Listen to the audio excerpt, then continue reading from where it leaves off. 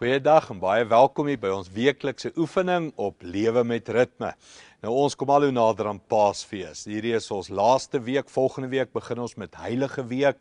Jesus se laaste paar dae tot en met die Vrydag. So hierdie week se oefening is nog steeds besig met die offers. Ons is in lydingstyd. Lydingstyd staan vir die tyd van meer vas. Waar jy bietjie iets opoffer in jou lewe, meer toegewyd leef, meer tyd aan gebed spandeer en om iets van almoese te gee, weg te gee, iets van jouself te gee.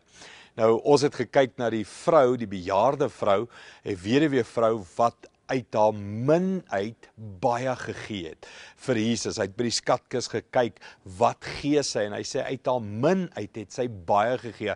So persentasie gewys het sy 'n groot offer gegee. Nou dalk hierdie week se oefening is, wat kan ek en jy bietjie meer offer? Om dalk te gaan sit en sê, Here, wat kan ek in hierdie lydingstyd gee, 'n offer wat gaan seermaak? Jy weet, ons gee baie keer mos opofferings en geld weg en ons voel dit nie eers nie. Ek gee vir 'n bedelaar of ek gee vir iemand 'n R5 of 'n R10 en aan die einde van die maand sit ek nie en sê, joh, nou klop my budget nie want ek het R5 of R10 weggegee. Ons voel dit nie eers nie. Wat van ek en jy gee 'n offer wat ons gaan voel? Dit gaan 'n effek op ons hê. Aan die einde van die maand gaan ek sê, ek is bietjie agter want hier's minder groceries. Ek's bietjie agter want ek het daai petrolgeld vir die laaste tank het ek die helfte weggegee. 'n Bydra, 'n opoffering wat ek gaan voel.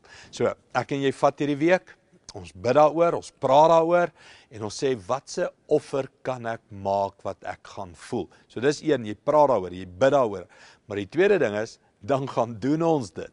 Dis nie net praat nie. Ons gaan fisies, ons gaan koop daai groceries of fisies, ons gaan maak iemand se tank petrol vol. Ons gaan doen dit. En ons doen wat lydingstyd sê, ons gee groter almoese. En ons doen dit ook in die ander ding in die geheim. Met ander woorde, ons vertel nie almal daarvan sodat ons kan applous kry vir jy's so geestelik, jy's so diep mensie. Ons doen dit stil. Ons gaan offer net. Ons gaan bewys liefde prakties aan ander mense in daai obscurity, daai stilte waar niemand van weet nie. Ek weet dit gaan aan jou vat hierdie week.